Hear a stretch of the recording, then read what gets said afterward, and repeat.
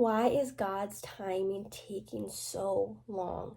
You may be in a time of sorrow or waiting on something so much and you just feel like you can't wait any longer. What's up, guys? My name is Brenna, and today I'm going to be going over the huge debated topic on God's timing, specifically typically why God's timing takes so much longer than ours. Before we get into it, I want to say I completely understand the feelings and frustrations that we naturally have as sinful human beings. We naturally want things when we want it, and we see everything that we want as something good for us, even though we don't know if that thing could damage us or really hurt us in the long run. We just see what we want and we want it when we want it. But that's actually not the right way to look at it. We really should, as Christians, as women of God, we should be looking at it in a different way. Instead, we should be asking, what would glorify God? How can I use this situation to glorify God? And what would please God? Those are the things that we should be asking instead of what would please me, what would please God. 1 Corinthians 10:31 says, "So whether you eat or drink or whatever you do everything for the glory of God." So now that we got the main focus out of the way, which is basically our whole lives and purpose as Christians is to please God and glorify Him, now we're going to get into the real juicy details of maybe impossible reasons to why God is making you wait so long for something. Deuteronomy 8:2-6 says, "Remember how the Lord your God led you all the way in the wilderness these 40 years, to humble and test you in order to know what was in your heart, whether or not you would keep his commands. He humbled you, causing you to hunger and then feeding you with manna, which neither you nor your ancestors had known, to teach you that man does not live on bread alone, but on every word that comes from the mouth of the Lord. Your clothes did not wear out, and your feet did not swell during these 40 years. Know then in your heart that as a man disciplines his son, so the Lord your God disciplines you. Observe the commands of the Lord your God, walking in obedience to him and revering him." Okay, if you see me looking down, it's because I have my notes, because I wrote a whole blog post on this. But basically, the passage that I just told you guys really reflects on the journey that the Israelites had taken. They were in the wilderness for 40 years getting to the promised land, which is crazy because initially it was supposed to be an 11-day trip. Why did it take so long? Why did it take them so long, 40 years from an 11-day trip? And simply, if you do read the Old Testament, if any of you have read the Old Testament, you know it is filled with the Israelites disobeying God time after time after time. There are so many incidences where we see the Israelites continuing to disobey God.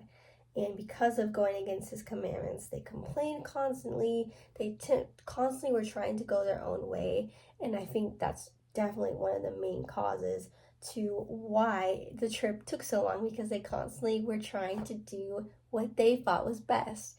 And some of the things that can be highlighted in the passage I just told you guys are these few things.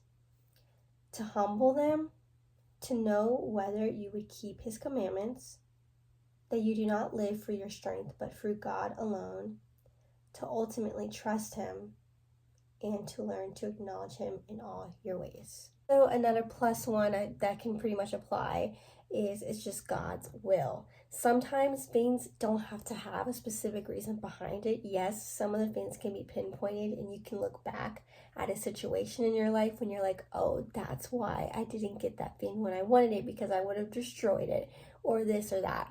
But sometimes it's simply just God's will, and we have to respect his will because he knows what's best. For his thoughts are higher than ours, his plans are higher than ours.